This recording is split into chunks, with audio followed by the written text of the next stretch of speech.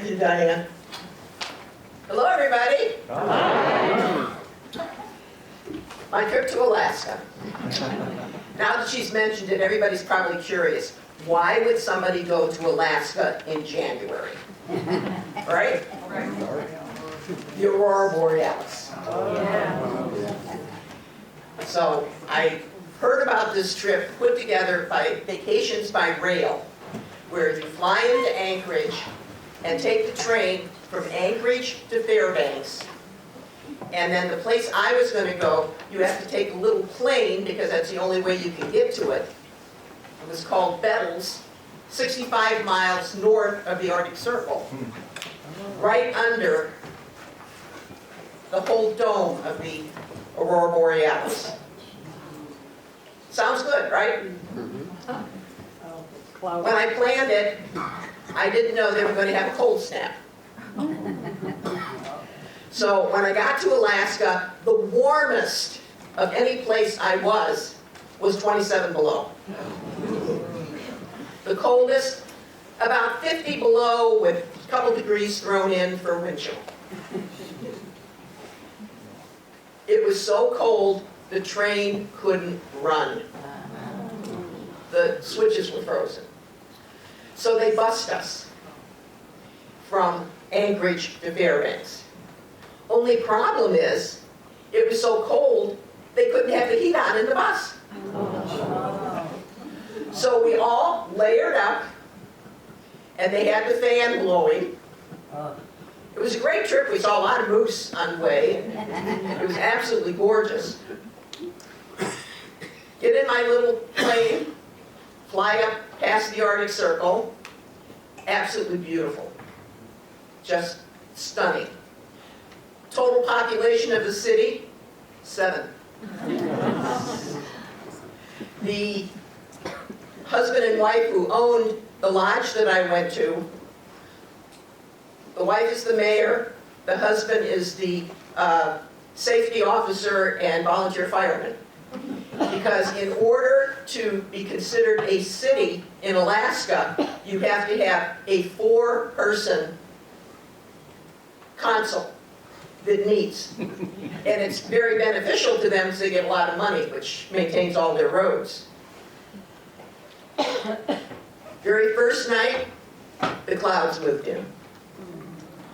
On my pictures, I have one little streak of green and one little streak of red of the Aurora Borealis. So I figured, okay, the second night's got to be good, right? It snowed. But I didn't come home empty-handed because they had gorgeous pictures all around that other people had taken. I took pictures of pictures. And one of them even has the lodge that I was staying at, so I can say, this is where I was in Bettles. Unless somebody asks me, I don't tell them it's picture to picture. So I'm going to have to go back. That's all there is to it. And I found that there is another place that's at a hot springs. So next time, I'm going to stay at the hot springs to watch for the Aurora Borealis. But not next year, the year after. So that's my Alaska story. Alaska is gorgeous. I absolutely am madly in love with it. In fact, I just planned a cruise for next year to go back to Alaska. Who am I? Toni, right. That was a question that I asked myself when I was in my, almost 50, into my 50s. Who am I? At that time, I started out, after high school, I was a medical technologist. I did that for a while before I went to regular university, hoping to go on to medical school. Got kind of fed up with the impersonality of medicine and switched to sociology and psychology. Then I was a social worker, I was a traveling sales representative, I taught medical technology while I went to law school. Became a lawyer. I loved trials because I loved talking to people. So I got a job with the Cook County State's Attorney's Office where I had to bury all of my feelings. I was one of the first women in the trial division of the State's Attorney's Office in Chicago. Even when I was in law school, I was one of 4 women in a class of 176. This was going back into the early 70s. The judges and the teachers would say, "Honey, are you sure you want to be here? You know, don't you have kids at home you have to take care of? You know, you can't go into court and start crying if things don't go your way." All of that helped me suppress my feelings. And I don't mind saying it, I was very good at what I did. Matter of fact, I was, sometimes, we always had 3 attorneys assigned to a courtroom, to a judge. And most of the time it was, of course, myself and 2 guys. And a number of judges would say things like, "You know, the only one in this courtroom with any balls is Toni." Because I didn't go in there and cry, and I didn't go in there and get all emotional, because I didn't have connection to my emotions. I had buried all of it. I started burying it when I worked in the medical profession, when I was, I spent a lot of time in the blood bank. And I was always doing emergency matches, you know, and going in and seeing where they needed the blood. And then when I was a social worker, the bureaucracy in social work is probably the worst anywhere in the world. I remember that one time, my supervisor objected to me giving money to a woman who had had her check stolen so that she could have milk for her baby, because she didn't meet the criteria that the organization had. So I got out of there real fast. Became a traveling sales representative, selling medical supplies and test kits. But the only company that would hire me, the only sales territory they had open, was Georgia, Florida, and South Carolina. Now this is 1970, 71. I was a Yankee. I was a woman. And they told me I didn't belong. So, experiencing a lot of prejudice and a lot of slamming doors in people's faces that decided that if I was on the road, I was there just for one purpose. I couldn't even go into a motel or a hotel and get a room if I hadn't called ahead. Because a woman walking in to get a room must be doing it because they're a member of the world's oldest profession. But if I went to the corner and I called and made a reservation, they would give me the room. That was when I decided I had to go to law school. So, came back to Chicago, went to law school, decided I loved trial work. Only 0.5% of all attorneys do trials. I mean, when you think of an attorney, you think of what you see on television, you know, doing trials. But only 0.5% of attorneys end up doing trials. I loved it. And I didn't believe in anything unless I could show it to you. If somebody told me something existed, I'd say, show it to me. Prove to me that this podium is here. Oh, I can feel it. All right, I'll accept that it's there. So when I'm walking my dog in the forest preserve one day, and all of a sudden I hear this voice, "Why do you hate yourself?" I looked around, and it was just a dog and myself.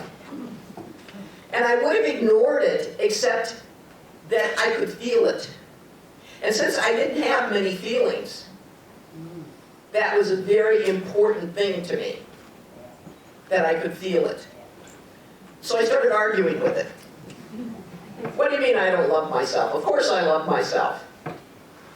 And they kept repeating, "Why don't you love yourself? Why don't you love yourself?" So we went back and forth, and finally I was getting very frustrated, and they changed the question. What don't you like about yourself? And the dam burst.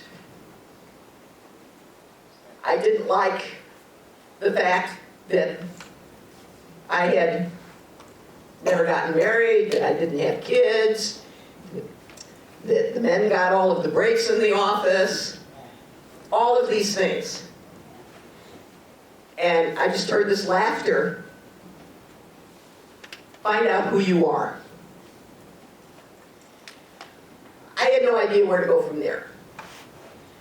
So, a couple of days later, I'm in a health food store, because that's the only place you could buy soy milk at the time, picking up some soy milk, and they put a copy of the Monthly Aspectarian, which was a spiritual magazine for the Chicagoland area.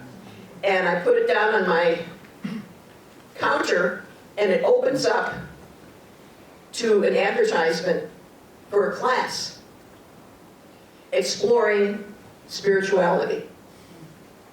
Now, to me, the term spirituality was, it sort of said, tickles up and down my spine, because I had been raised in a very strict Catholic family, and things just didn't seem to make any sense, so I had kind of walked away from it. But I decided I'd try it. And wanting to have a companion, I dragged my best friend from the state's attorney's office with me. It was Friday nights, it was 8 weeks. I don't think I said 3 words during any of those 8 weeks, because everything that was said resonated with me. Everything that people talked about, I could feel. And these were new feelings for me, new sensations. And one thing they mentioned was past life regressions, how they had changed their lives, how going into things that had happened to you, not only in past lives, but also earlier in this life, you can find out who you are and why you're here. So I decided that, class ended just before Christmas, I decided I'd give myself the gift of a past life regression for Christmas. And I called up the gentleman who was monitoring the class, was the moderator of the class, was a hypnotist, hypnotherapist, psychologist. And I called up and I said, I know you're real busy, but let me know when I can make an appointment for a past life regression. And he said, okay, I'll check my schedule and I'll call you back. He calls me back the next day and said, I just had a phone call with somebody canceled for Saturday. How would you like to do it Saturday? Everything just kept building, one thing after another after another. It was the most fantastic experience I've ever had, because I went and met myself as a soul. I met myself as an energetic being and had access to a number of different lives that I had led, and also made some connections to the past life regression, to the near-death experiences that I had had as a child that never seemed to make too much sense to me. The first near-death experience I had was when I was 7 years old and was having a tonsillectomy. And as I was coming out of the anesthetic, I was transported to a place of light and swirling energy and love and goodness, and it was magnificent. And I'm telling people about this afterwards, and of course they're poo-pooing the whole thing. It was just the reaction, and so, okay, all right, fine. The next near-death experience I had was when I was in high school, and my family used to spend vacations on a river down in the Missouri Ozarks. And we would swim all day in the river. Well, it was a holiday weekend, so there were a lot of people there. And we would climb up a mud bank and dive into the river. Well, because there were so many people, the bank was slippery with mud. So I went to project myself out over this ledge that you had to clear, and instead set myself right down onto the ledge. Of course, it knocked me out and everything else.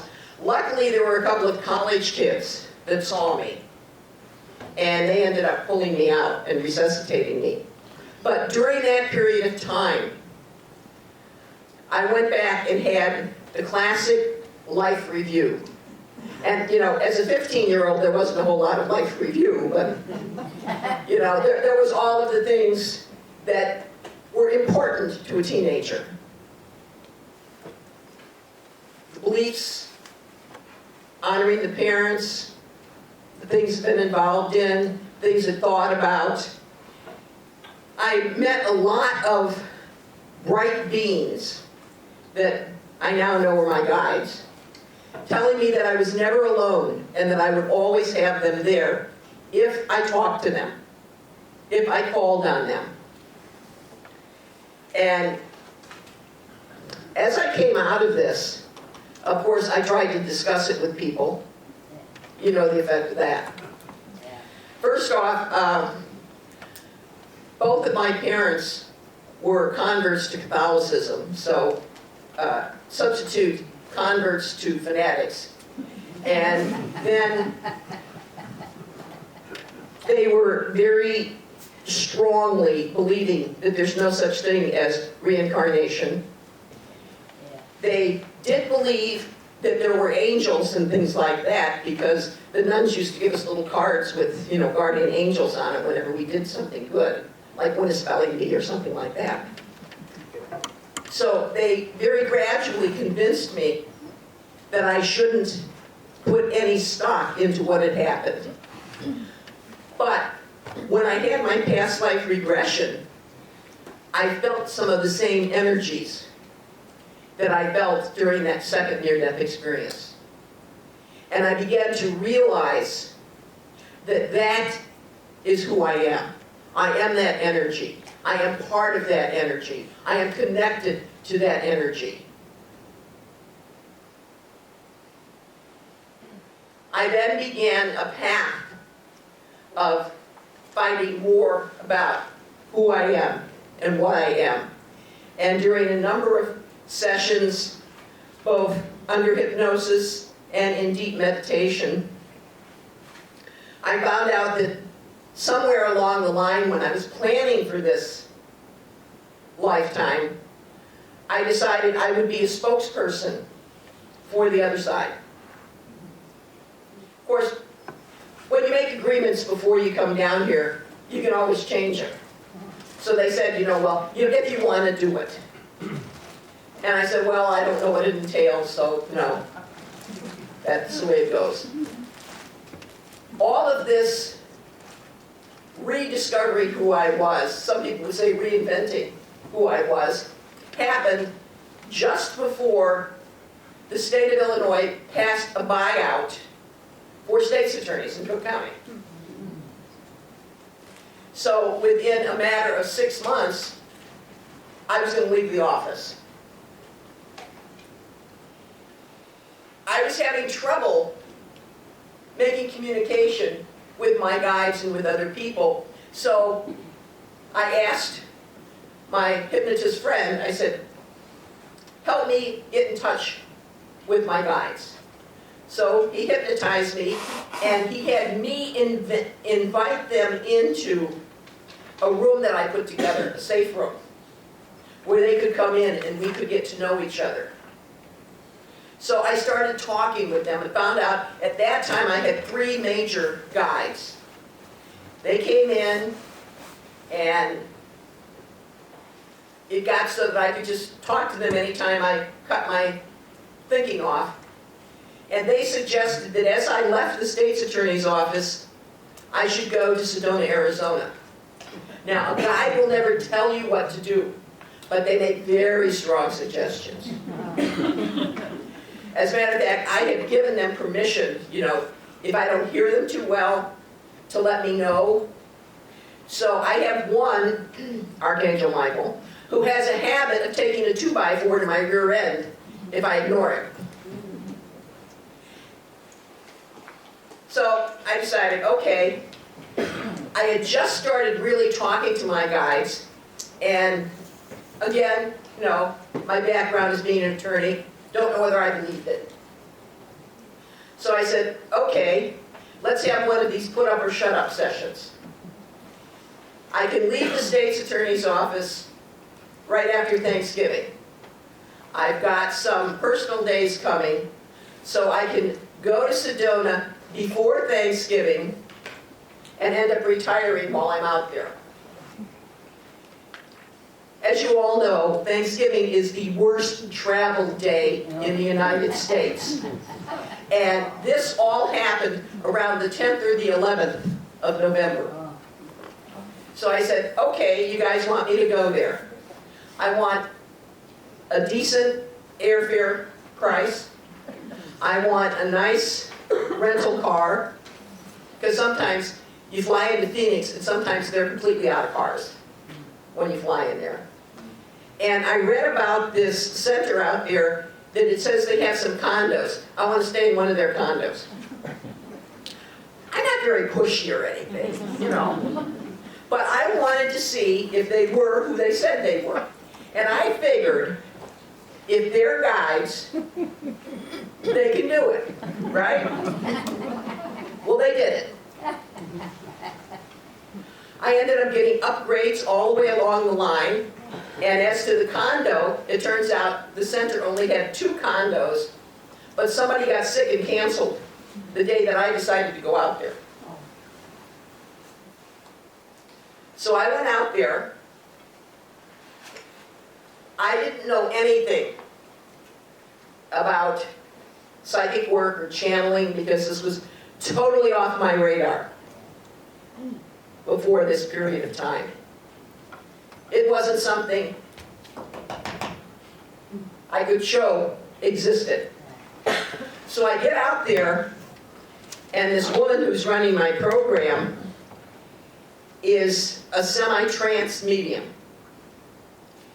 And she starts out, she gives me a reading the first night I'm there. She starts out, she says, all right, just relax. And she starts this howling. It sounded like a cat with their tail caught in a vice or something. And I'm thinking, what did I get myself into?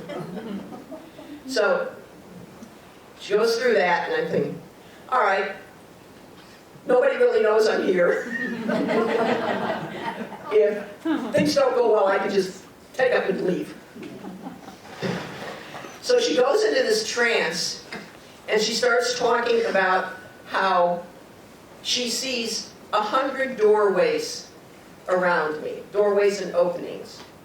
And behind each and every doorway and opening are more doors, more openings. And behind each portal is a spirit that wants to work with me. And I'm thinking, so when she comes out of her trance, I said, okay, Suzanne, what does that mean? She said, I have no idea. I've never seen anything like that before. Okay. So the next morning she comes, and she said, she used to start every day by going out in the desert and taking a walk and meditating.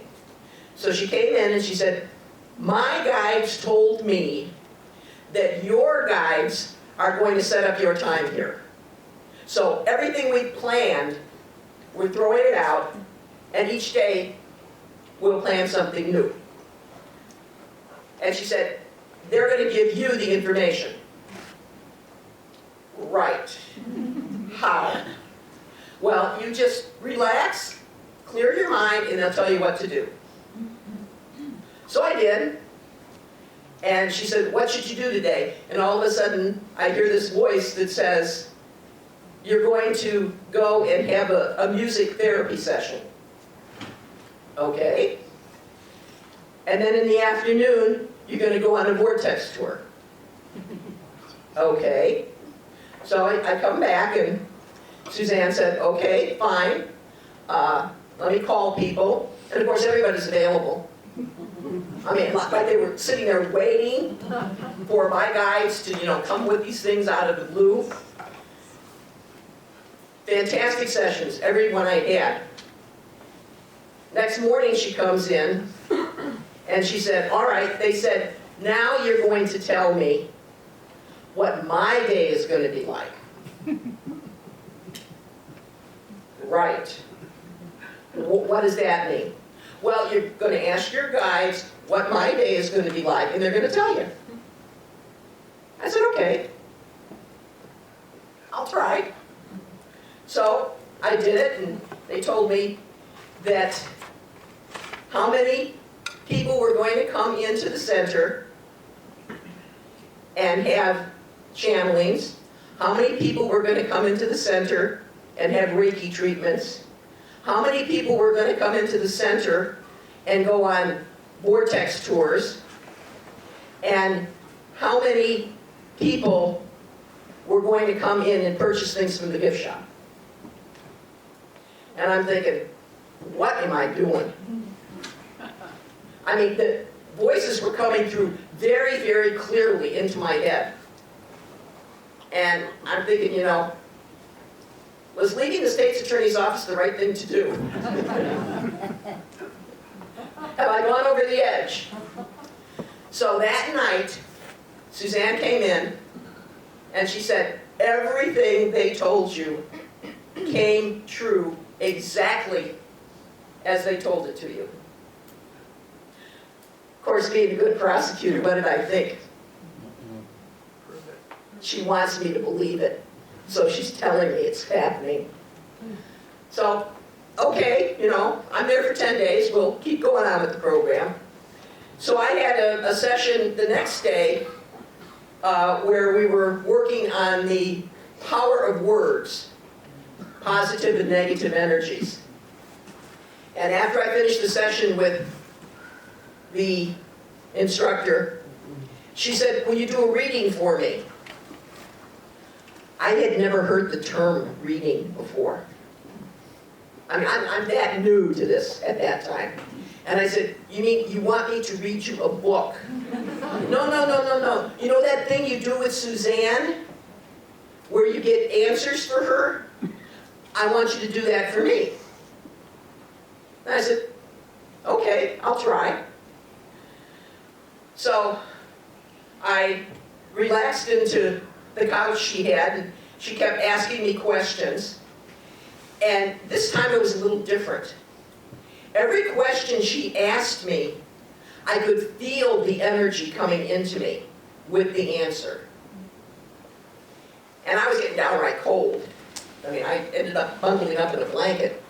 And I could feel that there was a difference in the energy. She asked about her ex-husband, her current boyfriend, a couple of jobs she had,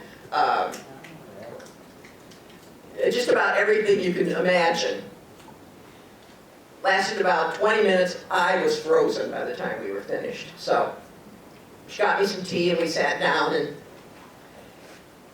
as I'm relaxing, I'm seeing this visual in my head, and it has the name of everybody who participated in this, in the channeling. Every soul that provided answers. And I had found out that my 3 guides at that time were Archangel Michael, Count Saint Germain, and Sananda, the cosmic name of Jesus. And that for a Catholic girl was, you know, that shook me up too. But anyway, so at the end of this, in the credits, produced and directed by Count Saint Germain.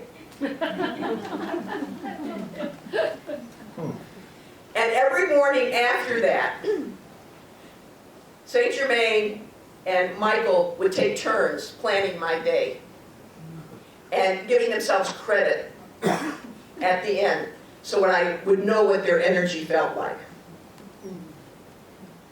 I ended up channeling for everybody out there. I didn't know what it was at that time, but I then learned it was channeling. And I just loved it. I mean, it was so great. I loved the energy coming through. I loved the communications. And I said, you know, give it to me, guys, give it to me. So I'd be walking down the street in Sedona, and they would say, tell the newspaper man that his son's cutting school. And well, I don't know if I want to do that or not. And I'd be in a store, and they'd say, tell the sales lady that her dog just got out of the yard. And I'm thinking, I don't know about this. So I asked them then, can I cut down the amount of info you're giving me? Oh yeah, you're in charge. Tell us what you want to know. And I said, tell me things I need to know that will help me find out who I am. As I began channeling, the voice would come into my head, and then I would think about what it was and repeat it. Now I'm sort of like a simultaneous translator at the UN. You know, as it's being said, I'm saying it, and I hear it for the first time when I speak it sometimes. What I call the whole group that I work with, and I work with a pretty large group. When I do a channeling, whoever needs to come through from the other side comes through. Whether it's my guides, your guides, the souls of deceased friends and relatives, or just somebody who has an interest in what's going on. And I call the whole group the guys. So if you've ever heard me refer to something called the guys, that's what I'm talking about. Any spirit that communicates. I began doing channelings over the telephone with the woman from Sedona to build up a comfort level with it. And then I started doing them in groups. At the time, after I left the State's Attorney's Office, I was part owner of a spiritual awakening center in Des Plaines. And I did sessions there. My partner was the psychologist that had gotten me to that point. And he would have trouble with some of his clients, and he would come in and he'd say, ask the guys what I need to do with this client. And they'd tell him, and he'd go back in and work with his client. So we had a pretty good thing going. During this period of time, prior to that, when I was just leaving the State's Attorney's Office, I went to hypnosis school. And in hypnosis school, I met Peter Jenkins and his wife Sonia. And Peter, he was a man of thought. He was a man of action. and a man of ideas. And after the first reading I did for him, he said, you know, I'd like to talk to Carl Jung. I said, well, you know, let me ask my guides if Carl Jung would like to talk to you. So they came right back and said, oh yeah, Carl thinks it'd be great. So Peter and I set up a time to get together, and he came in with 3 pages of typed questions. And we sat and went through question after question after question after question. And I'm not getting any kind of an idea, because Peter could have a very straight face. I'm not getting any kind of an idea of how this is affecting him. And after his last question, all he said was, wow. So he said, let me go home and transcribe this, because we had taped it on a cassette at that time, much before CDs. And he called me back a couple days later, and he said, we have to write a book. I said, what kind of a book? Peter had written several books. He was a minister and just a historian. He was everything. And he had written several books. And he said, we need to let people hear this information. So the very first book that we wrote was Talking with Leaders of the 20th Century. And that interview with Carl Jung is in that book, among others. The most interesting one in there is an interview with Hitler, which was really kind of shocking to both of us. Neither one of us really wanted to talk to the soul that was Hitler. And my guide said, go ahead, do the interview. If you don't like it, you don't have to put it in the book. So we did it. But we also talked to Churchill. And we talked to Florence Nightingale.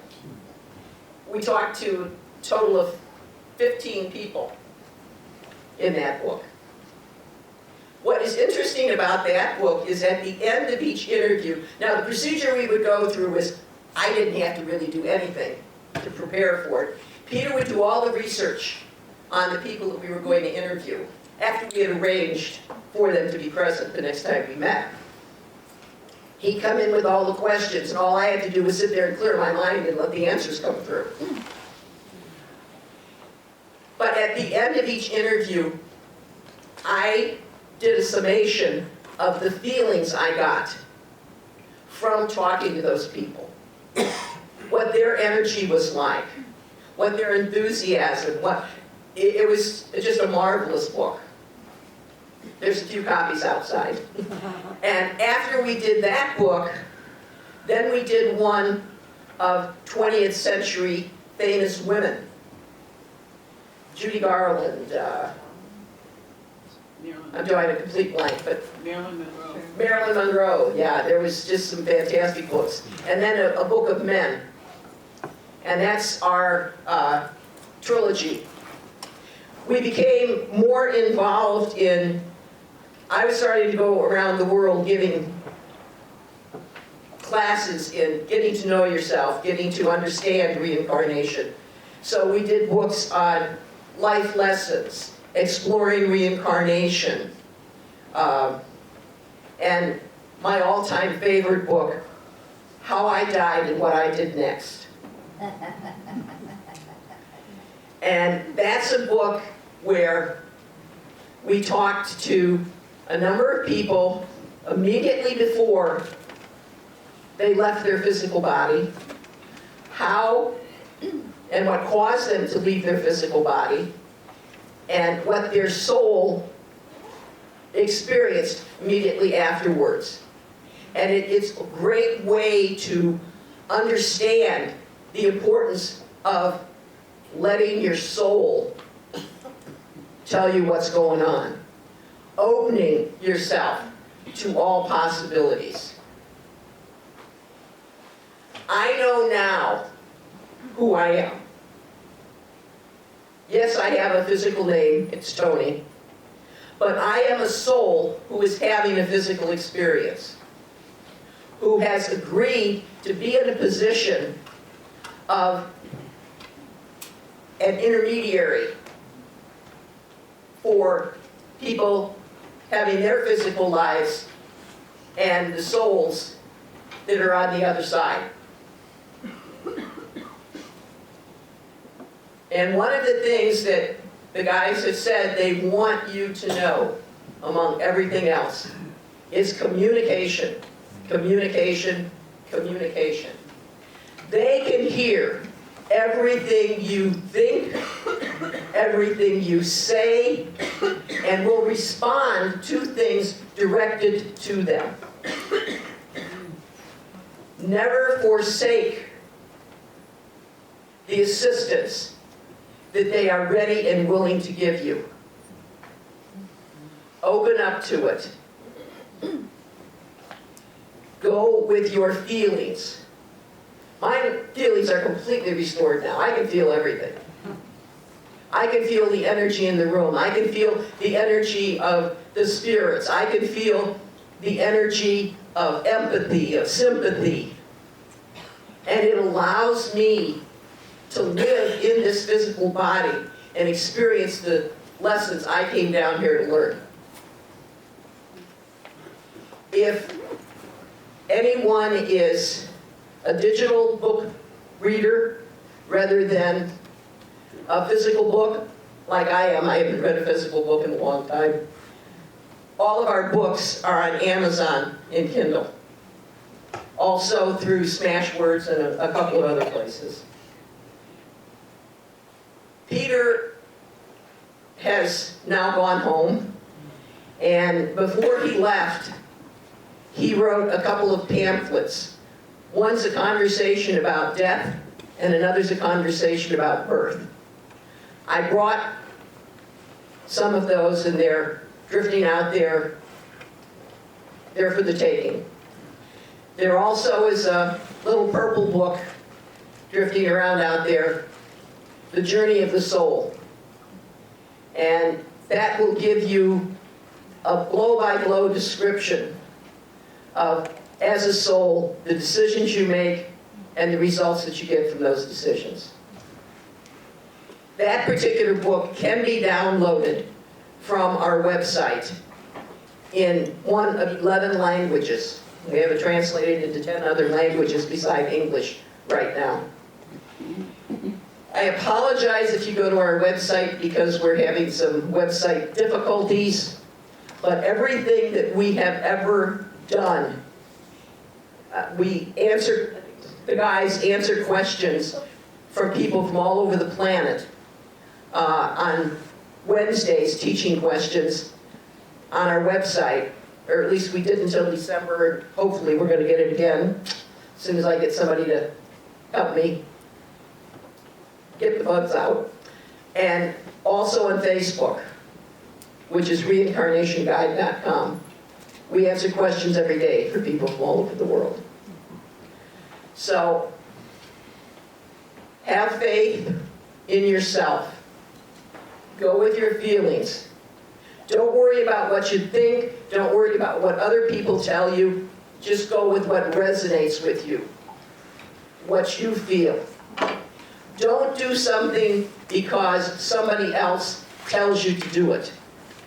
Do it because you feel it's the right thing that you should do. And have a fantastic rest of your day. A number of people during the break asked me if I do private sessions. I do. I do them over the telephone, and I've left my business cards at home.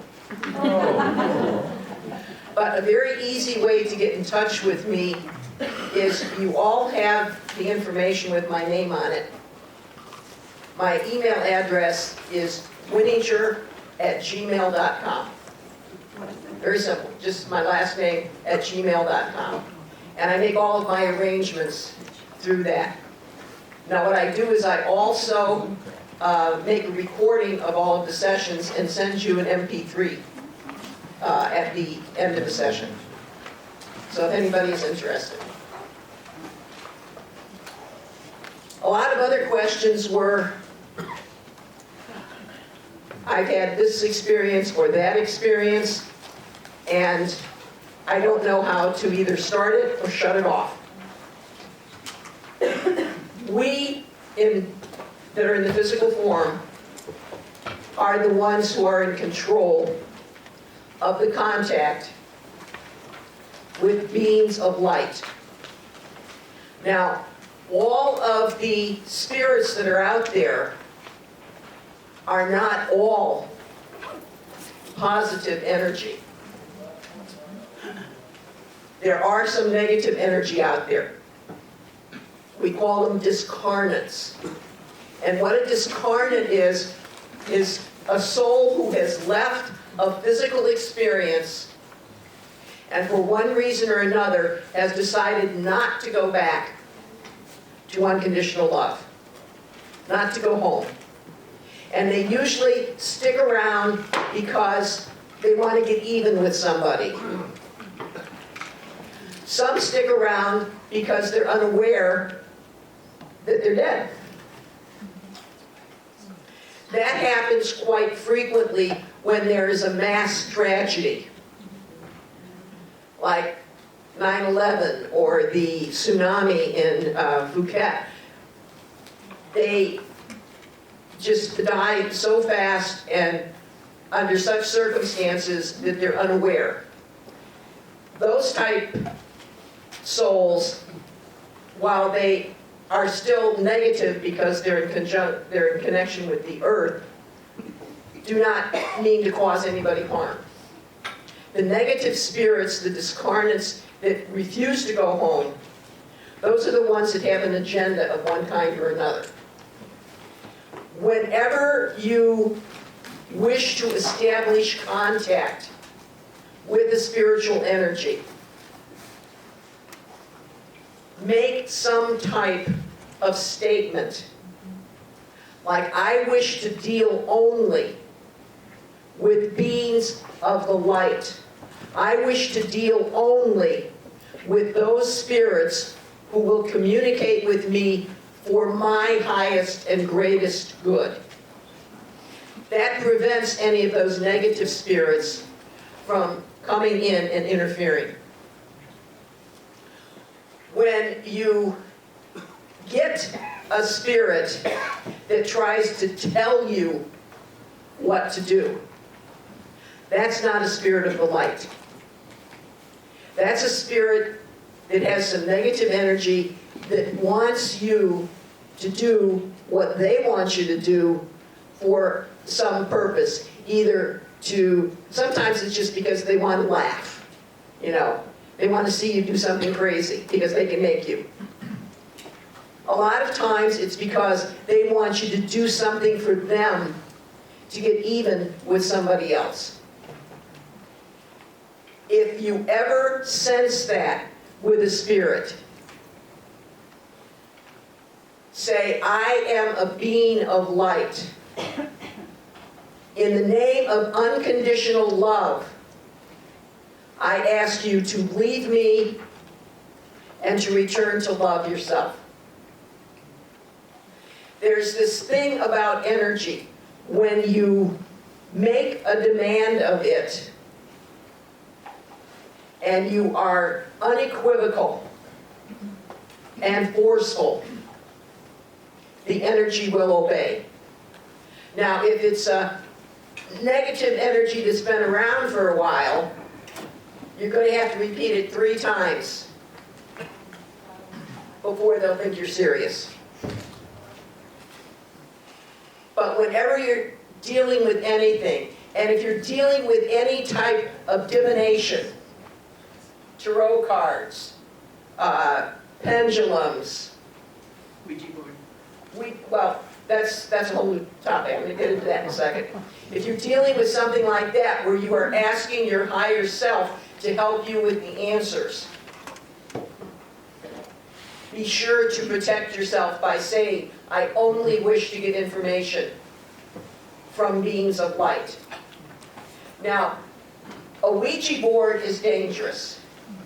And the reason a Ouija board is dangerous is because you are asking all of the energies in the universe to come play. Well, all of the energies in the universe include all of those negative little discarnates that are drifting around. And they think it's so much fun to participate in a Ouija session. Also, a lot of times that adults deal with Ouija boards, it's during a party when there's mind-altering alcoholic beverages involved and things like that. And they think it's kind of cute to say things like, you know, I'm so lonely, am I going to find a girlfriend? And all of a sudden the Ouija board will say yes. And the person then says, well, bring her on. Well, that could be an invitation for that negative energy to enter into your body, because you have given it permission. An energy cannot enter unless you give it permission. Yes, you have a question? Yes. Is a message board the same as a Ouija board? You hear message boards, they look different, and also what about table tipping? They are basically, they're a horse of another color, they're saying. And that's one thing I want to tell you. I have been standing up here today and I've been talking a lot about me, but they've been directing what was being said. So they're answering a lot of these questions. What they're saying is intention trumps whatever the design is. If you use a Ouija board and your intention is just to deal with beings of the light, and you have no intention of inviting anything into your body, that can even be safe. It's just that you have to be extremely careful about invitations extended to people. So, even Ouija boards can be safe, depending upon how they're used. So, yes, if it's set up with the intention of communicating with beings of the light, it's safe. And the table tipping, asking questions. Well, table tipping is a little different. Table tipping is when you invite spirits to come in and make a physical presence. There isn't as much of it now as there used to be. There used to be table tipping, there used to be trumpeting, there used to be apportations. Those are all things that can be stimulated by a physical medium.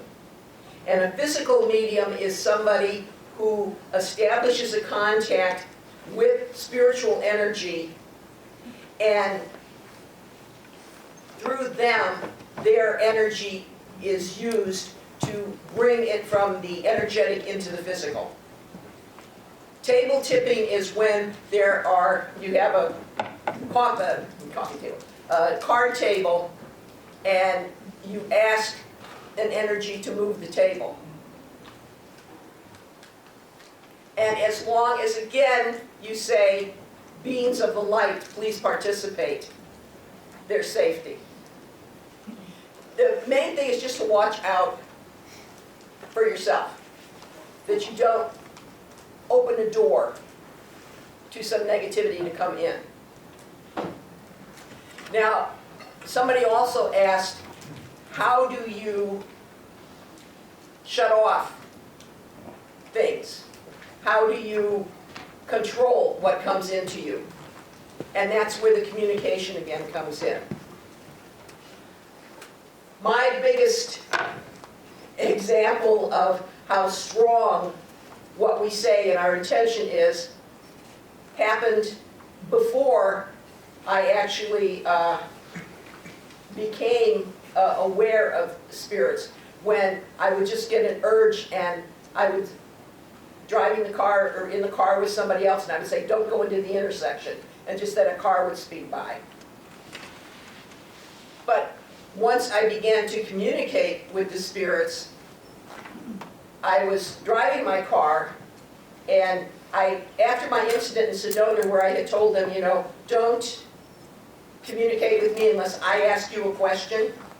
I mean, they were dead silent, They didn't communicate with me until I asked them a question.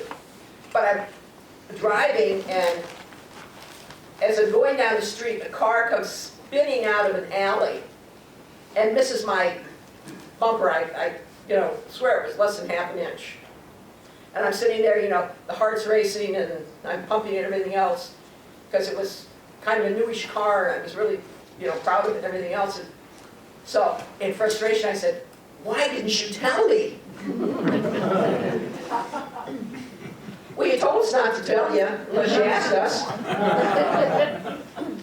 I said, "Can I change the rules?" "Sure.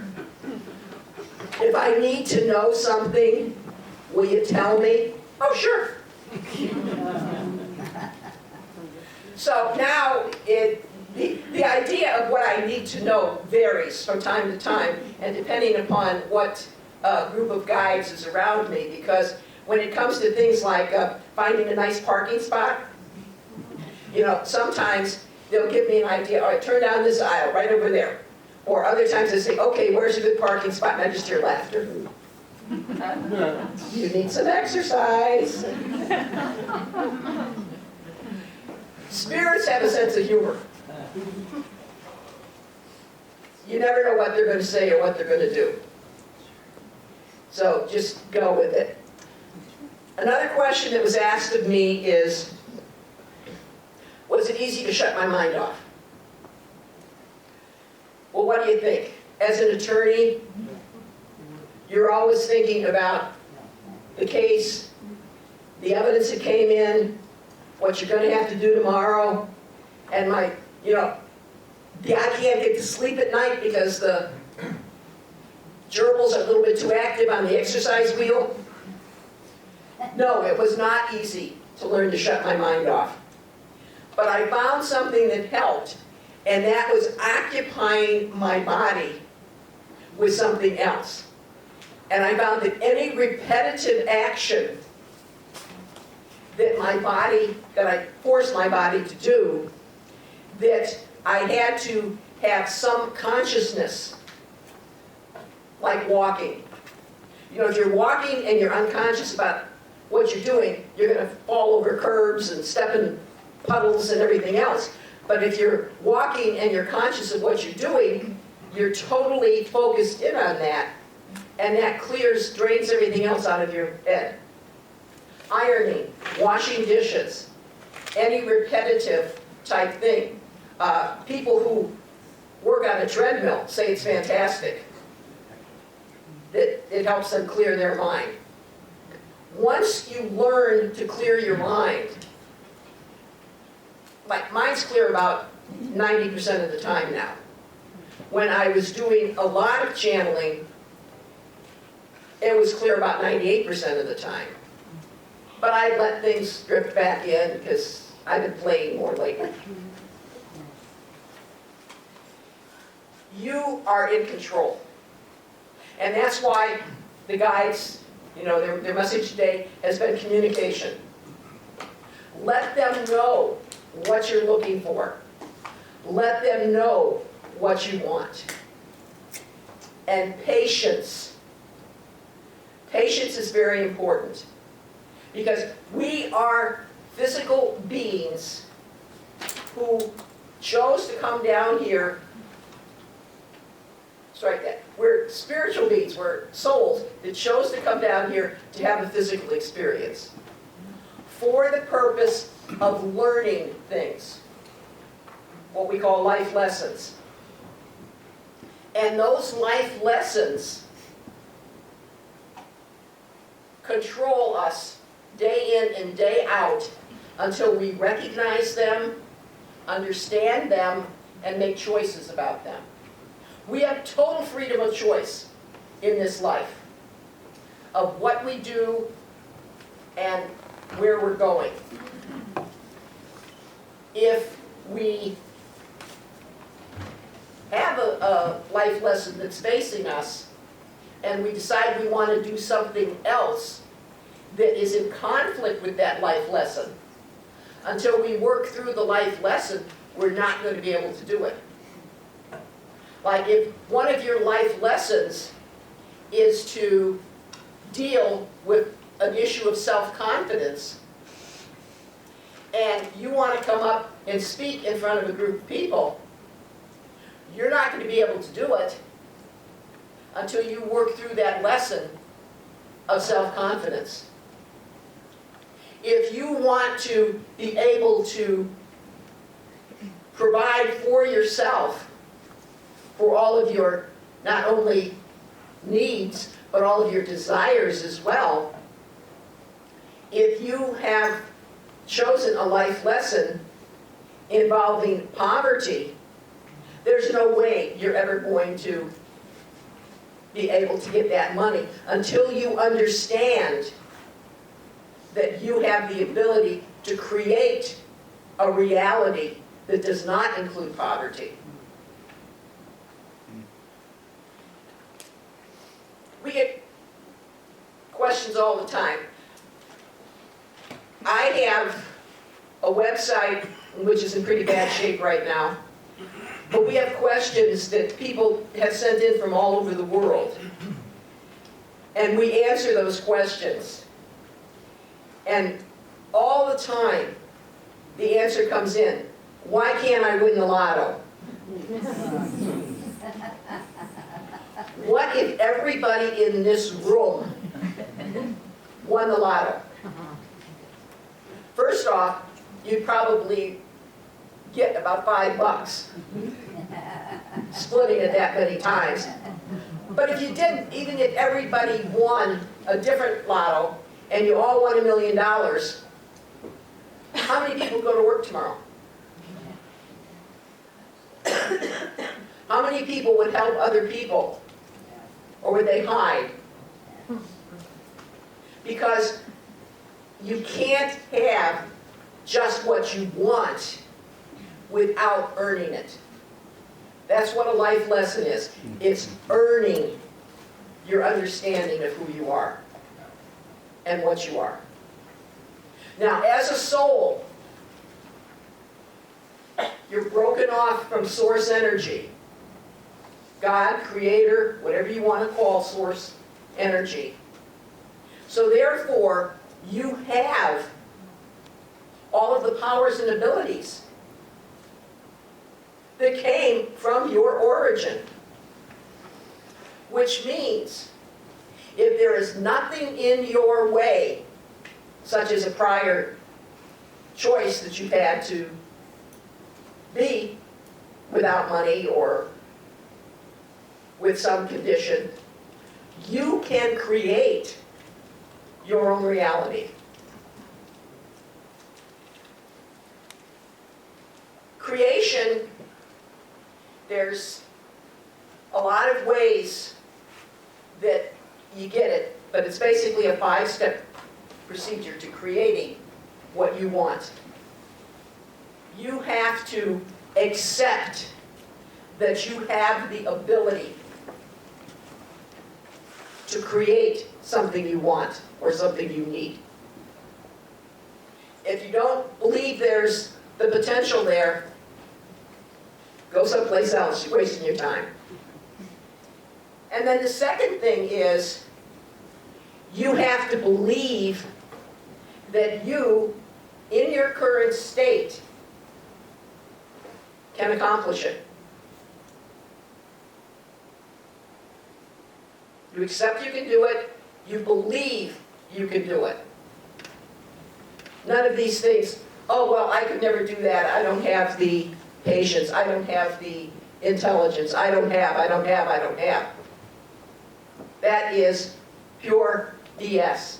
You have it if you accept that you have it and you believe you have it. Then the next step is to go from believing to knowing. Believing is sort of an idea out there in space someplace. Yeah, I've got the ability, I believe that I can use it. Then you go to the point of knowing that you can use it, knowing that you can do it. You don't believe you drove here today. You know you drove here today.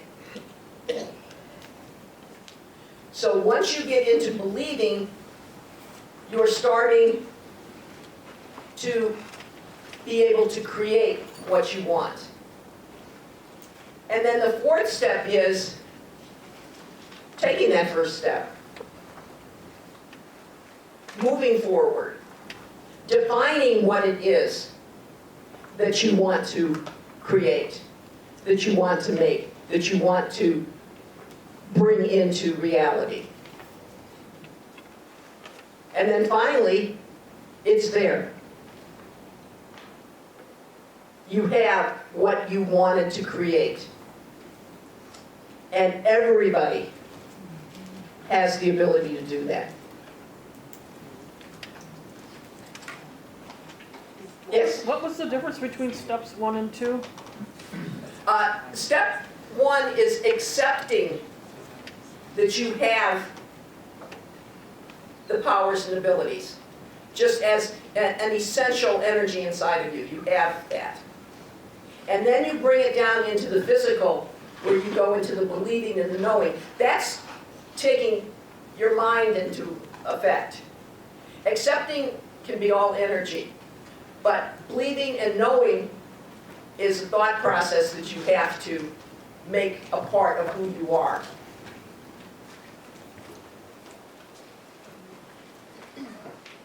Yes? So you weren't, what happens when you don't really know what it is that you want to create? Well, that's a problem. That's like not knowing what you want to do when you step out your front door. You have to do a little bit of soul searching and say, first off, what do I need? That should be the first thing that you do to create your reality. We have needs, we have wants, and we have desires. The needs, if we don't fulfill them, if we don't gather them to ourselves, we're worthless. Because we can't even exist from day to day as a human being. Wants are things where we enrich our life by bringing to us something that will allow us to grow.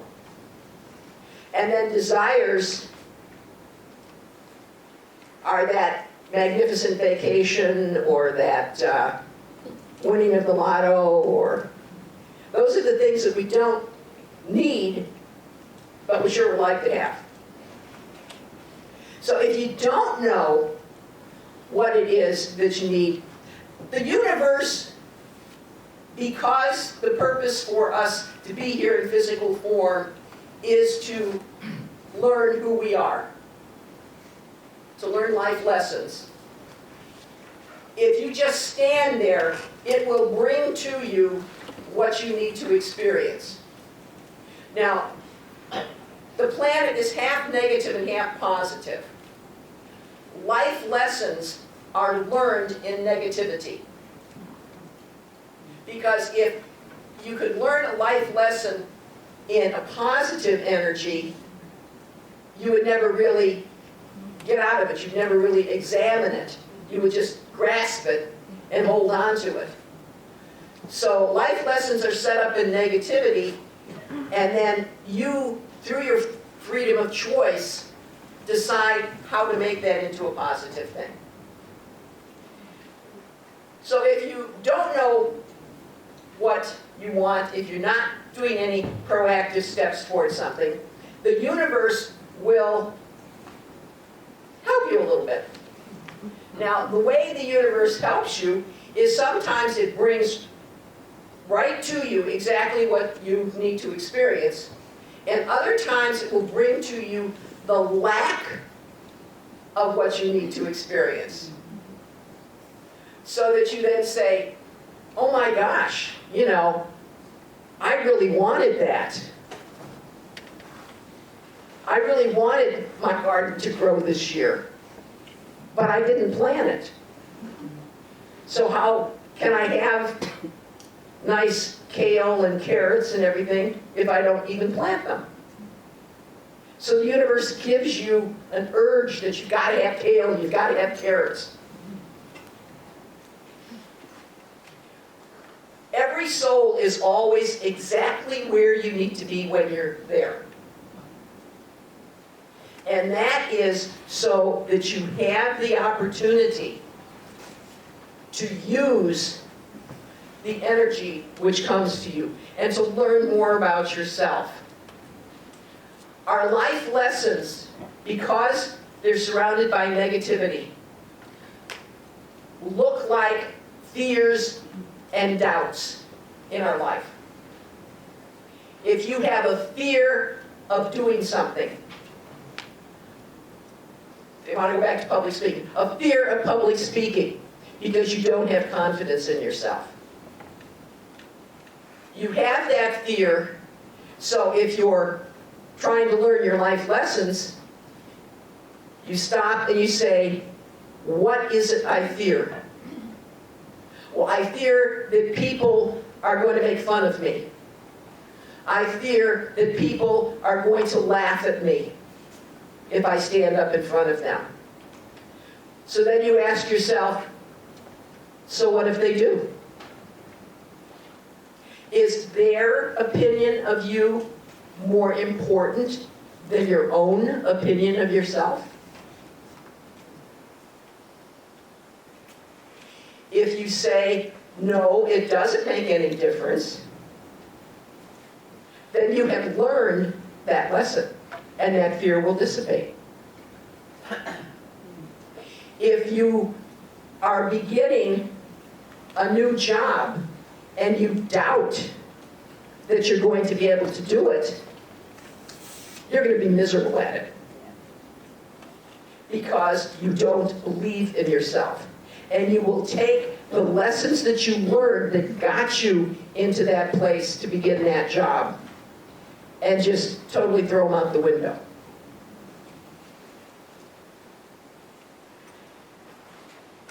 When you deal with the fears and the doubts in your life, you come to a place where you can then create what you want.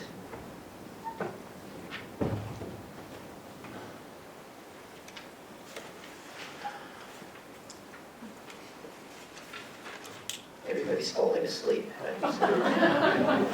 Yes? You know what, I've probably asked this question before, but I kind of want to know what you think about it. You know, we do these challenges and we call up, let's say it's, whether it's Florence Nightingale or some other famous person to get some information, like we were writing this book. And then there's those people we know, and then there's people that, when you're channeling for just the average person, well, you know, your grandfather says this, or your brother, or whatever it may be. What's the difference between transitioning from this life, let's say, into another life, and also then being able to contact that person through a mediumship, even though that person has been reincarnated or something like that? I mean, how do you make that difference?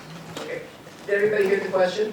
No. All right. The question is, when you are making contact with somebody, whether it is a deceased relative or friend, or a famous person that you know of,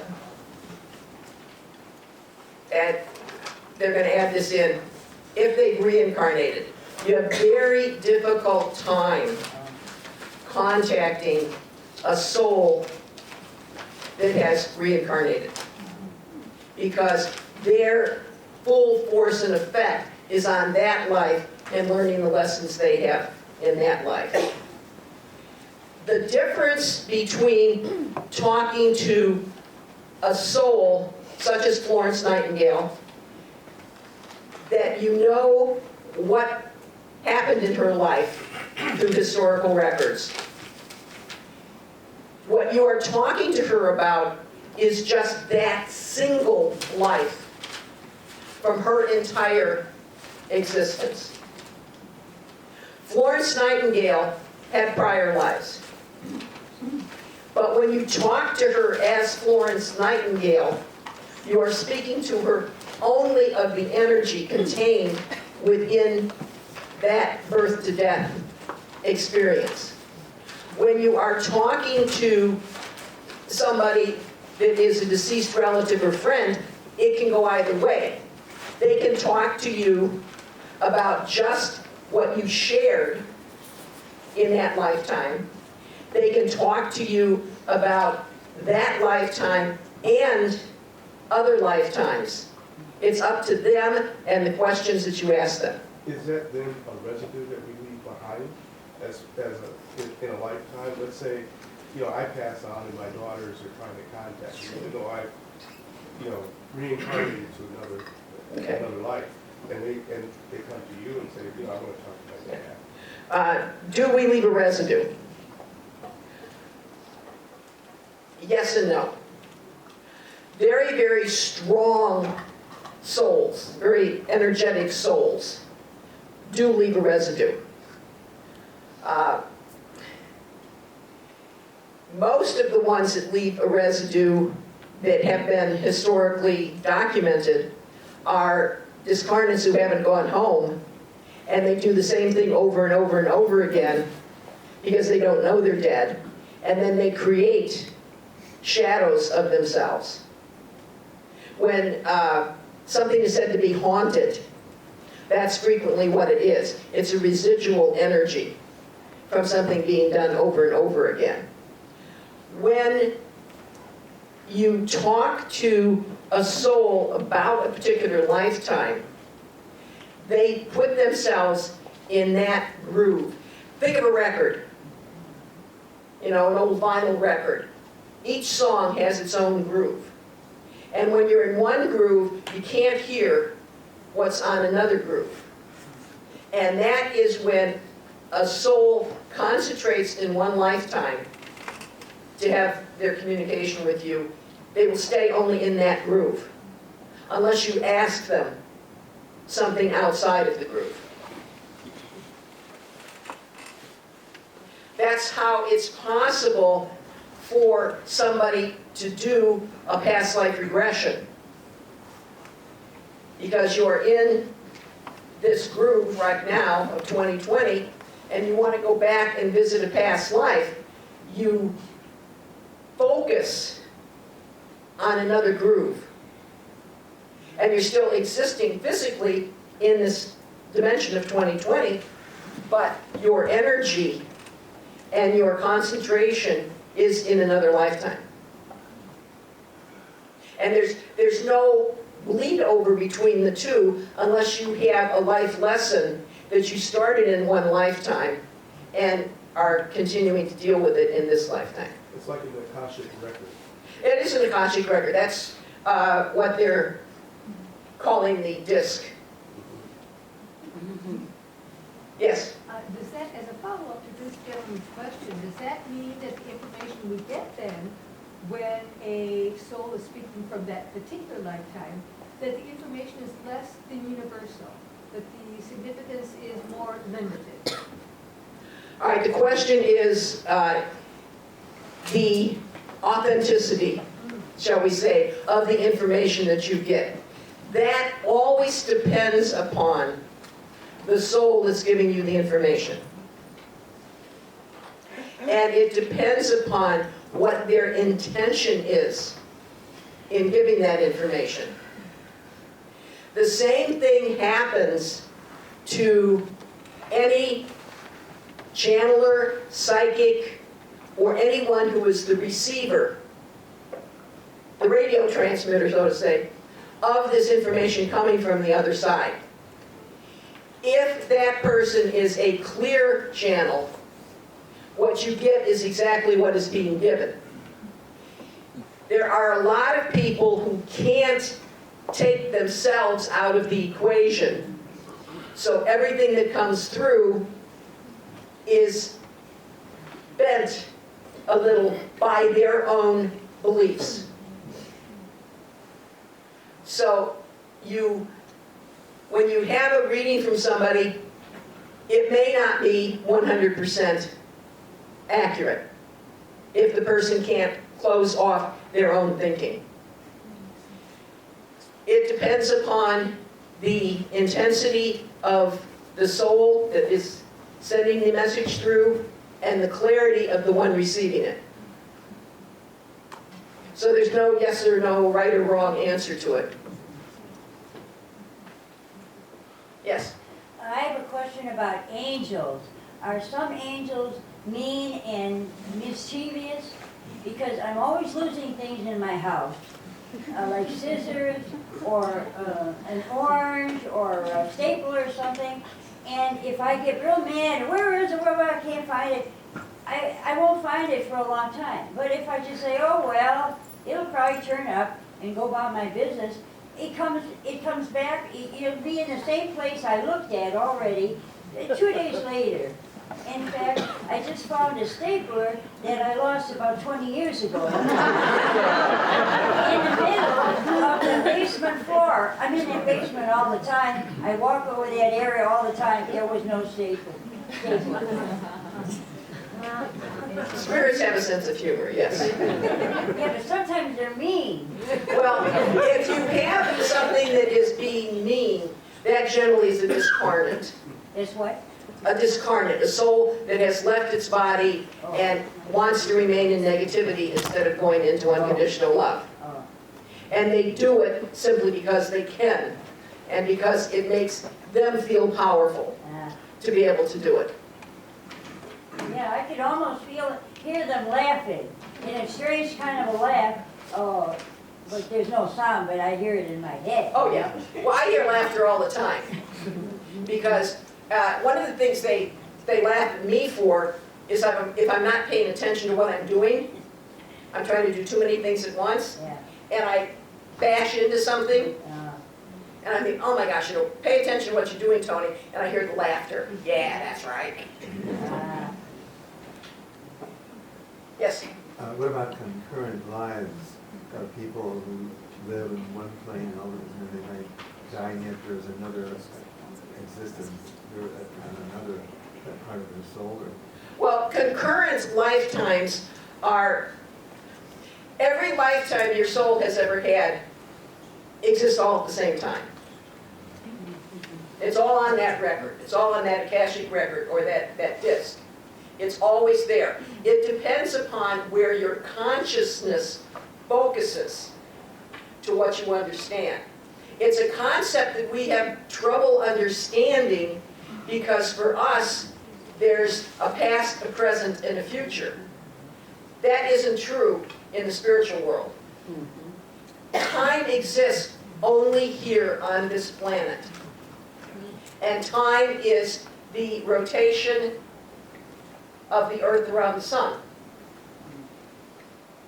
So you can, if you go into a past life regression, it seems like you're having two lives on different planes, but you're really not.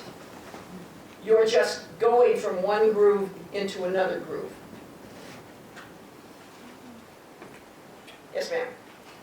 My sister passed away a year ago, and a few months after that, early in the morning when I'm not fully awake but I'm not asleep, I felt her presence, and I clearly heard her say to me, "Please pray for me, I'm in limbo." Now, I stopped believing in that religious concept as a child that we were taught a long time ago, and yet I clearly heard her say that to me, which was very upsetting. But the guys love this question. And they love this question. The question is, her sister passed away, and shortly thereafter, as she was coming out of the unconscious sleep state, she heard her sister say, "Please pray for me, I'm in limbo." Whatever you believe is what exists. And she was religious. And she was religious, so she believed that because there there was something that she thought she was guilty enough of that she would not be able to go all the way through. The book that Peter and I wrote, How I Died and What I Did Next, gives a very good example of what happens depending upon how you believe you're going to go through the transition phase. There was one murderer that was executed that believed he was going to go to hell and experience fire and brimstone. And he did. And, you know, many, many years, Earth years later, you know, he's lamenting to his guides, you know, oh, it's so hot. And they said, well, turn down the heat. What a concept. Do I believe I can turn down the heat? Let me try it. And he did. And then he was hearing all of these people, you know, going through throes of misery and suffering. And they told him, turn down the sound. We are controlled by our belief systems. Definitely in our physical state, but also when we are in that transitional state between the physical and when we get totally back into unconditional love. So the prayers then will help her advance? The problem with prayer is that if you pray for something, you are saying you don't have it. So if you pray for peace, it says you don't have peace, so therefore it increases the energy of war. And praying also is saying that you have no control over your life, that somebody outside of you has control over you. So until she accepts that she makes the rules, she will remain in that. So suggest to her, and even if you don't establish a firm connection, because she can hear you, tell her, you have suffered enough, go to the light. And if there is a very good friend or a relative of hers, ask that soul to come and collect her and help her transition. Because our beliefs are the most powerful thing in these physical bodies. Thank you. What if you don't know what you believe? Well, then, you don't have to know physically what it is. But if, when you get up to go outside, you put on a coat and a scarf and a hat, what do you believe? You believe it's cold outside. What else do you believe? You believe that those things are going to keep you warm. So those are beliefs. There was a guy I knew who was telling me about an example of something his father always used to say to him. And his father went away to war and he came home, his father went away with a full head of hair and he came home bald. So his son asked him, what happened to your hair? And he said, I got too close to the propeller of a plane. And it cut it all off.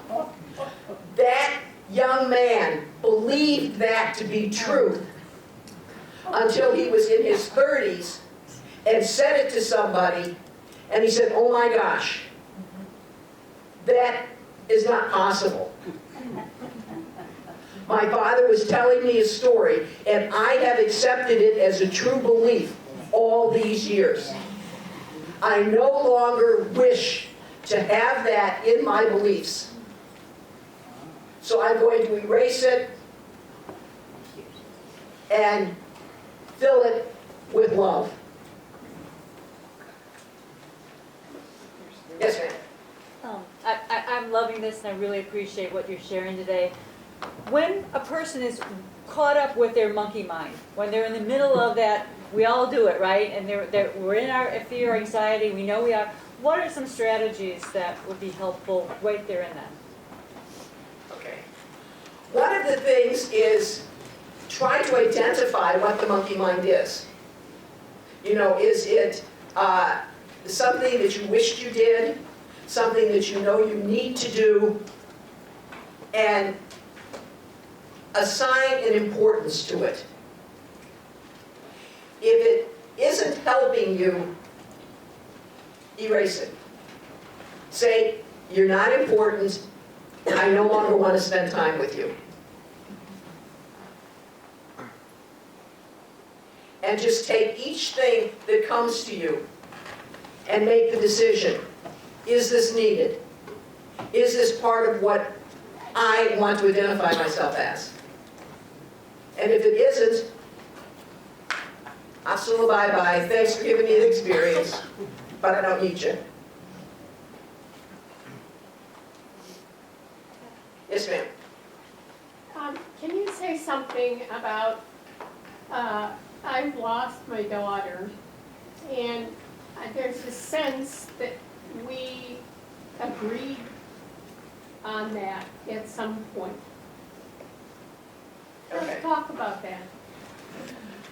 Everybody hear the question? She lost her daughter, and she has the feeling that there was an agreement involved in it. Before a soul comes into this lifetime, they decide what they want to learn, what they want to experience in their physical life. They make contracts with some people so that they can experience things. Now, a typical contract when somebody is going to leave is for you to experience abandonment, betrayal, and guilt.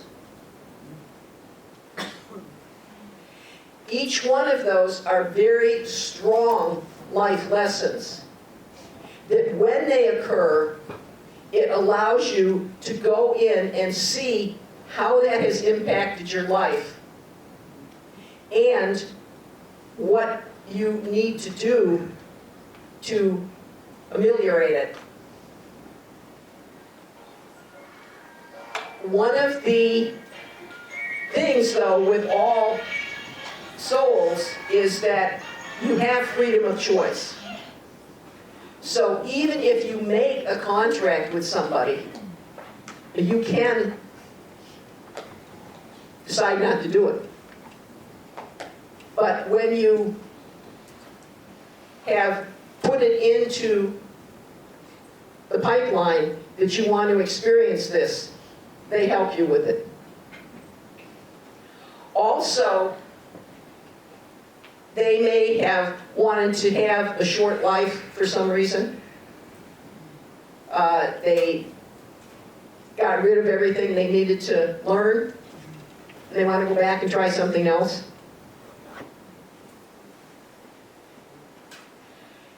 It can be any one of a number of reasons. Yes, sir. If you are a child or a person of light on the other side, and you decide to incarnate, but for some reason you become earthbound, or is it that if you're very enlightened you won't become earthbound, then it's like you have left home, but you're now in limbo from purgatory, and you can't get out. Why incarnate to begin with? Why reincarnate? Why come here if you know it's not going to be bliss? Because home is bliss. Home is unconditional love. Home is where you are energy, which means you don't have a body, you can't eat things, you can't taste things, you can't drink things, you can't feel things with your hands, you can't sense emotions, because everything is all positive. And all of those things have a negative aspect. So almost everybody at some time in their life says, this is my last life. I'm not coming back, no way, no how. Nobody's going to convince me to come back. This is just pure, I ain't going to do it. So then you get home, and you're watching things going on down there. You say, look at that idiot. Why didn't he understand that he has to play by the rules? I would have known immediately what to do. I would have learned that lesson and been on my way, and life would have been great. So one of your friends says, oh yeah? I bet you wouldn't. What do you mean I wouldn't? I bet you wouldn't learn that lesson very fast. Why don't you go down and try it? Okay, I'm going to. I'm going to go and prove that I could get out of that situation real fast. Even though I decided never go back there, I'm going to do it just to prove you're wrong. And that's how you end up back here.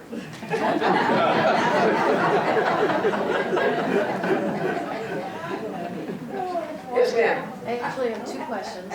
One is, I'm somebody that tends to feel the spirits, especially of people in my family when they. I'm sorry, I can't hear you. I'm somebody who typically feels the spirits of the people that I've lost.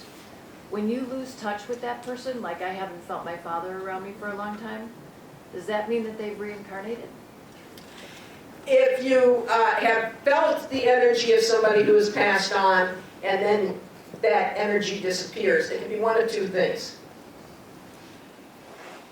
After a person goes back home, the first thing they do is they check up on those they left that they love. And they want to make sure that they're going to be able to be all right, and that they're going to take care of themselves, and that if they had had any desires before they left, wishes, I want you to, have me cremated and sprinkled on the ocean or something like that, and did she do it? They'll be there.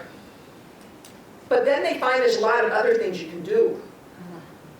You can play cards with all of your old friends. Not that they do it physically, but they do it mentally. They want to go and explore something else. In a physical life, they never climbed Mount Everest, so they want to go and see what that's like. Because they decided you're fine. Now, definitely, if they do reincarnate, you wouldn't be able to sense them.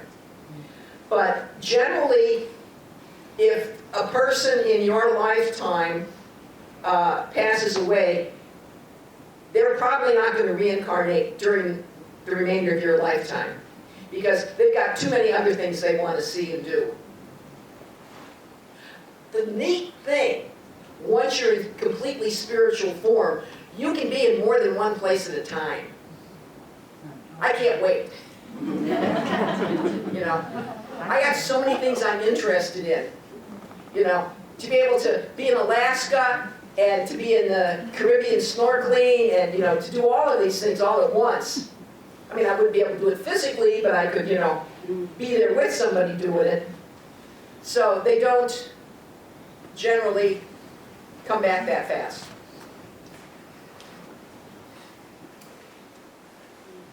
Yes, ma'am. When people reincarnate, do souls sort of go together? Like the people around me, my children, my husband, are those people I've had other lives with, or is it a fresh crop every time, so to speak? All right, the question is, do people incarnate in groups? Back to the same thing. Generally, the answer is no. Because when you're up at home trying to decide what you want to experience, you've come from a very loving family, and now you want to experience what it's like to be abused in an attic. Well, coming back into your family wouldn't give you that. So you would choose a family that would give you that type of a setup. If you wanted to experience a different sex, a different race, a different nationality, a different lifetime, then you would go someplace else. No, not the families, but the souls. So, myself, for example, and say my daughter. I mean, we both die in whatever number of years. Do we both reincarnate kind of in the same time, took different circumstances, but the souls go through multiple lives together? Not necessarily. And generally, you don't do that because you want to have, she chooses to go one way, you choose to go another way. It's, when they have done research, they have found that it's very unusual for a person to come back into the same genetic group, except for a group of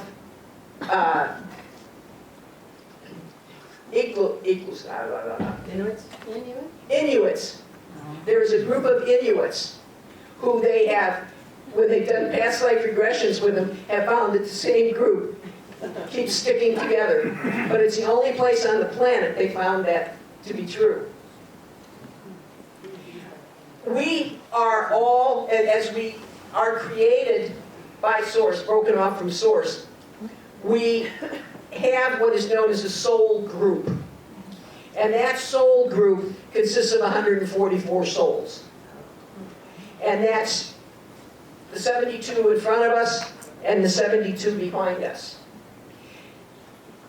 And the group of your 72 is not the same as a person 10 away from you, because there's no overlap.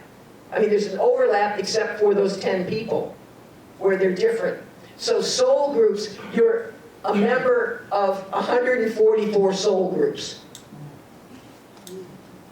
And you make a lot of agreements to incarnate together with members of your soul group. There'll be a close soul group that consists of between 12 and 24 that you reincarnate with frequently. But you may reincarnate with any of your other soul members if you're sitting up there and you're talking about, you know, what are we going to do? I think we get along real well. I'm going to be a male this time. You want to be my brother or, you know, my lover, whatever. Friend. Yes? Is there a place that you expound on that? Because I missed some of what you just said, but I'm interested in it. There's, those are questions that have been asked by people who have sent questions into my guys. Some maybe your And website. on our website, and you can still get into it, it hasn't been corrupted, mastersofthespiritworld.com. There are questions and answers that have been done by the spirits since 2007, and they're all there in the archives. And these questions are asked in a number of different ways and recorded on the website. Then I had a little question. So I often wondered, and this is very much like in human terms, but if you can reincarnate backward, like if I could reincarnate next to the 1920s, but if there is no time, then it's kind of a moot question. If there's no time, you can reincarnate in the physical 2020, back to 1700, back to 2400, back to BC, just wherever you decide to go to experience what you want to experience. Okay, but so then, and this is from human form, so then like, well, doesn't that change even in a tiny, tiny bit history or something? Because to me, like everything that happened in 1927 already happened, or, but you're saying it can be done. It can be done, and everybody's reality is different because we create our reality. And you know that when you talk to people and you talk about something that you observed, and they have a total different take on what they observed than you do. That's how it's possible, because people's realities are different. So you wouldn't go into a situation where you would not create a different setting than you have now. In other words, you want to experience something new. So you go into something new. But you may be absolutely fascinated with the French Revolution. Got to go there, got to experience that. So you put yourself into that time frame. And then you want to see what it's like to live on Mars. So you go forward in time. But again, it's all part of your Akashic records. We are energy, and energy is everything. This is solid to me because I'm in a solid physical body. But my energy could actually go through this if I lined up the molecules. I've never learned to do that. I'd love to. It'd be great. But we create what we see. Did you see the movie Down the Rabbit Hole? And when they were talking about quantum physics and how when the first Europeans landed, the natives didn't see them. Those it was, I believe, Do We Know? Was that what the belief? Yeah. 2003. It was in one of those. And they didn't see the ships because they didn't know what a ship was. Has that ever happened to you? You know, you know something is someplace. I remember when I was driving back and forth to 26 in California when I was working, and there was this corner where there was a warehouse that had burned down and was just sitting there. And it went back and forth and back and forth. And as far as I was concerned, that warehouse was still there. Well, all of a sudden, one day, I'm driving down the street and I stop at the stoplight and I look over and there's a restaurant. Where did that come from? You know, that's a burnt-out warehouse. Because that was what my belief was that was a burnt-out warehouse. Until I looked into somebody else's reality and saw that that warehouse was gone and now there was a restaurant there.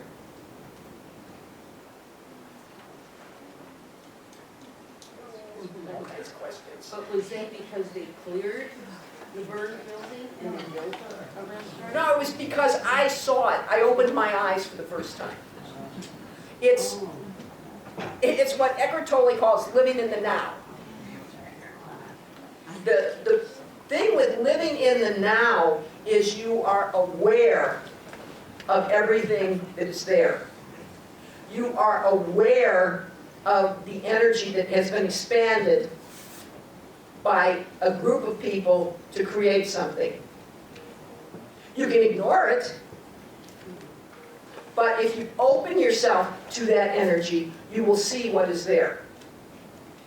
If you read some of his books, he talks about going out of your house and never noticing that the neighbor has beautiful flowers, because you never opened to that idea. So if you live in the now and make yourself aware of everything that is around you, you have a whole new world that you have created for yourself, because then you accept it. And it will forevermore be in your existence unless you deny that it's there, which you can do too. Yes, ma'am. There's so much negativity going on in the world right now. Are we causing it as a unified mass? The planet Earth is 50% negative energy, 50% positive energy. That never changes. The allocation of that energy changes. Now, there are more wars going on the planet right now than ever before. But there are also more people who are honoring the earth, becoming conscious with the earth, who are coming to groups like this, who are acknowledging their soul's journey. That's where the positive energies are. And it just shifts back and forth. There is another thing that helps shift that, and that is the spiritual path of egotism. The ego is the way that society defines itself. And the controlling factor of egotism is judgment. You rate, you grade, you determine the status of everything by yourself, without any input from the person that you're rating and grading. That brings a certain negativity into things, because you are not acknowledging that that murderer may be a murderer because it's part of his life lessons. You just condemn him for that. The spiritual path is one of evaluation. And evaluation is where you say, I may not like what he's done or she's done, but I honor their right to do it, because that is their life. That is their life lesson. And the more we can step back and go into evaluation instead of judgment, the more lightness we have, the more positivity we have in our lives. Because we are not constantly dragging that negativity up with us. But it's a 50-50 split between negative and positive. There are certain times, like an election year, where there'll be all kinds of negativity that'll come out as everybody is throwing spears at everybody else. And the more energy you give to that, the stronger it becomes within your area of existence. If you sit back and you say, I don't like what they're doing, it's something I would never do, but that must be their path in life, so I will just observe. You can then tamp down the negativity that you feel around the actions of those other people, and you can feel a physical shift. And shame. Within yourself. No shame? Not to... Shame is negative. You're gonna let somebody do something that negative and say, oh, good boy. No, you're not saying good boy. You're saying, I don't like that you're doing that. I would never do it. But I understand that that was a choice that you made. We can't control another person. We can't control anyone unless they agree to allow us to control them. So, taking all of our energy to say, I would control their behavior, is wasting the energy that we have. It's better to say, go to jail. I don't, and they do. They have, if somebody breaks the law, there's consequence. In a fairness standpoint, and fairness is a judgment too, they go to jail. There's judgment. Yeah. You say no judgment, that's what you get. Well, society is judgment. Society runs on judgment. But that's not a spiritual concept. That's strictly a physical concept. Because there's, let's face it, there's no unconditional love on earth. I mean, if you say that you unconditionally love your spouse, would you unconditionally allow them to have an affair with somebody else? I don't think so. Don't you think societies have lessons? I feel like the U.S., America right now has been growing through lessons.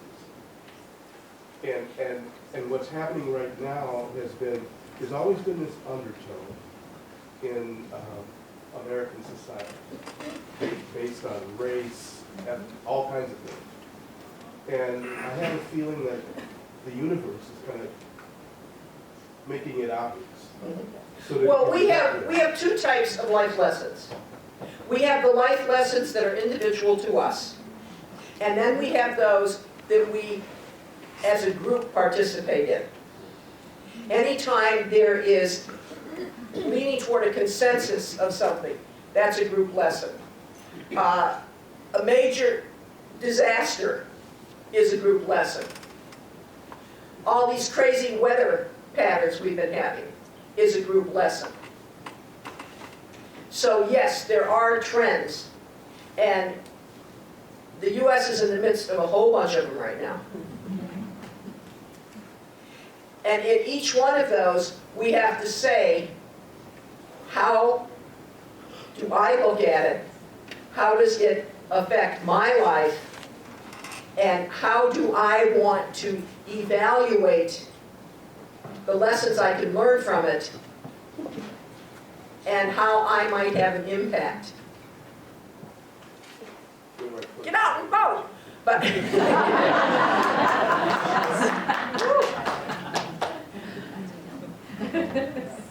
sir. Yes, I had a question about, considering that the world's population is like, exploding, 7 billion and counting, are there really, as far as souls that are going to be coming in, just for one thing, it just struck me that it could be a lot of, souls that may not be quite ready spiritually, so that's where a lot of negativity seems to be coming from, the way it looks to me. Well, the souls that come in, there aren't going to be any more souls created. All the souls that will ever exist at any one time are in existence right now. So I'm being told. That does not mean they're all in body form right now. There are some souls that have never been in body form, and there are others who have spent time in other locations, such as other planets, other existences, other dimensions. There are some who have, with 2 to 3%, who experience life as animals. And when a soul comes down here, they don't come down branded as a new soul or an older soul. They come down here with a historical record of everything that they may have done prior to this existence. And just because they haven't had as much experience as another person doesn't mean they're going to bring negativity in with them. Now, as they said before, everybody experiences their life lessons in negativity. So negativity is here.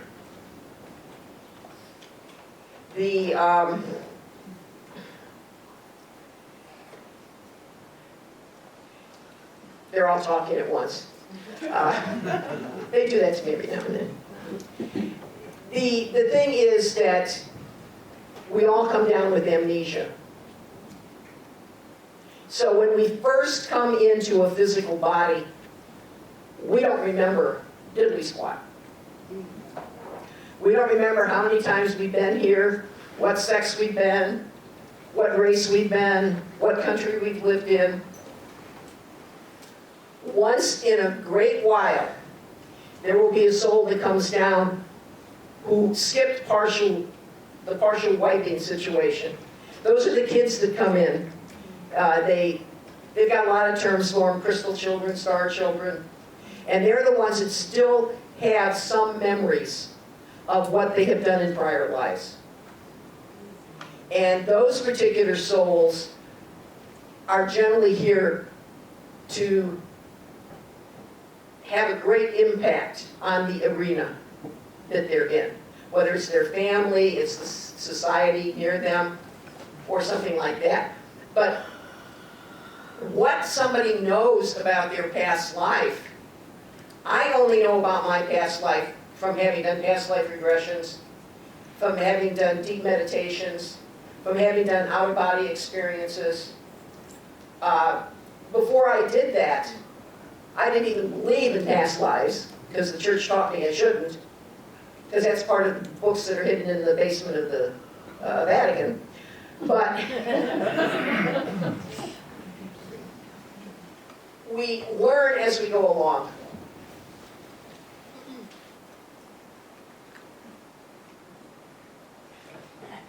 Yes, ma'am. So on that note, with some of the children coming in with more knowledge, I was in Bosnia a couple months ago where they were having their very first Pride parade ever. And I thought, boy, I've been to one 25 years ago here in the US, and they were very against blaming it on our chemicals, these HPV, and then even in India having conversations, the term hypnotherapy is so accepted. And parents, because they have the reincarnation, when kids start talking about, no mommy, I don't want to wear a dress, I'm a boy, or if they have a phobia, knowing there's so much competition that they need 4.0s and they can't have any kind of blemish on their record, parents immediately take their kids to a hypnotherapist. We call this past life regression here.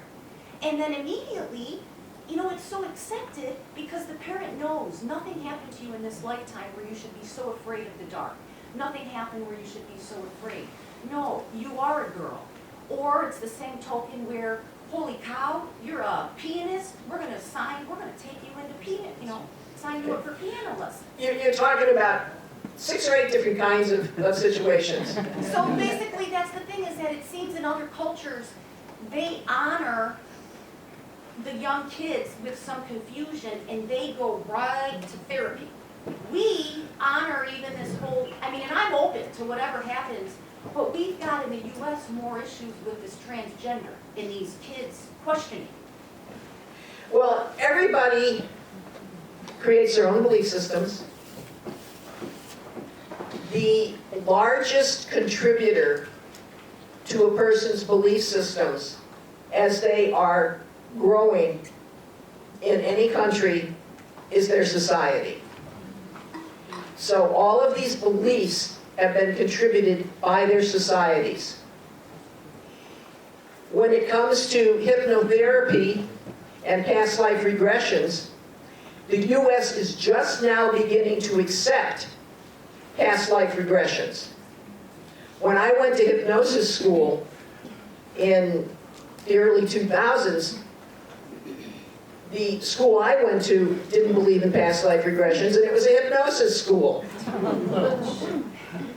In the UK, they put a lot of emphasis on the therapeutic effects that can be obtained with a past life regression. So it just depends upon society. When Peter and I, with Sonia's assistance, began our work, we had a large discussion about using the word reincarnation. Because we began in 2007, when we started writing the books and everything, and at that time, the word was a big no-no. Then all of a sudden, the media picked up the term reincarnation. Reincarnation started being talked about in sitcoms. It started being talked about in dramatic things where people say, oh, that must be part of my karma for my reincarnation. So very gradually, it became accepted. That's why our Facebook site is Reincarnation Guide. Because when we didn't have the Facebook site as early as we had the website, so by that time we decided, let's call it what it is. Everything that we're doing has to do with the wheel of rebirth, as it's called in Eastern societies, or the journey of the soul, as we call it here. Did you say reincarnation guide is your Facebook? Guide. Guide? Guide, G-U-I-D-E. Reincarnation Guide. That's our Facebook site. Okay. I'll find you. I see so many hands. I think we're out of time. 3 minutes. Who hasn't had a question there? Okay, white hat. Hi. Mine's kind of a two-part thing. I hear a lot about this, the Earth is transitioning stuff, like that we're transitioning from 3D, and I don't know if that's like a bunch of BS or not, but I'm really interested in that. It kind of goes around in these conscious communities about transition and to 5D or something, and that I wonder if humans are unique in the sense that with the soul, and supposedly there's other beings from other parts of the universe that are helping the Earth to transition.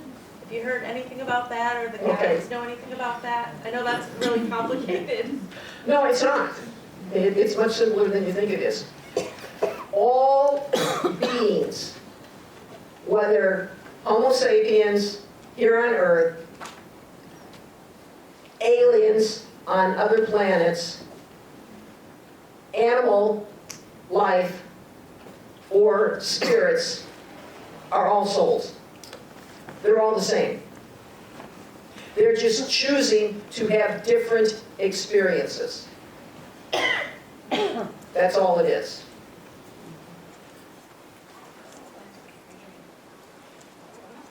Refresh me on the first question. About the transition. Oh, about the transition.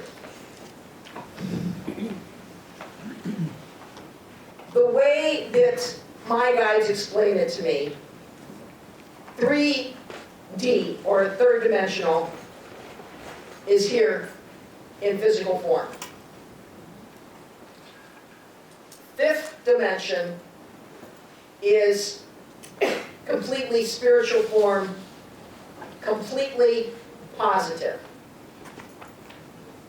No negativity whatsoever. The fourth dimension, between the completely physical, which is half negative and half positive, is this fourth dimension where souls have left bodies and are in transition into unconditional love, but they choose to stay, or they're just having difficulty letting go of some of their belief systems. Or they are people who have walked away from the negative aspect of the third dimension, where they have become enlightened, where they have gotten rid of judgment and lived their life in evaluation. That is what most people in the spiritual community call transition. Transitioning from having to play around in the negativity of the physical society, but not quite being non-physical in total unconditional love and total positive energy, but being in that transitional phase where you have the choices of what affects you. It is a concept that exists if it's part of your reality. It is a concept that exists if you can reach a point where, at least on some days, you have no negativity in your life. If you are a typical person, egotistical, judgmental, you're not growing. You're stuck. Because you need the negativity that is here to define your life. So yes, it is a concept. What it means and how it is defined by people The one thing that makes things difficult is there is no dictionary of spirituality. And everybody uses their own definition for their own words and their own concepts.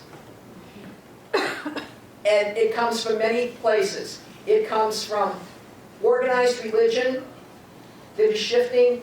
It comes from material that is channeled down. It comes from people who have created sex. It comes from people who want to make money by offering you enlightenment, advancement, transition, if you join their group and if you do what they say and buy their materials. So it comes from many sources, and what the guides are saying is use your own feelings to say where you are. It doesn't make you any better or any worse to be in one of these transitional forms or anything else. You came down here to learn your lessons first, learn that, then learn your essence and what you can do. And always, always honor yourself and only do what you feel you should do, what resonates with you. Don't do something because somebody else, whether it's society, family, religion, tells you you should do it. Do it because it feels right.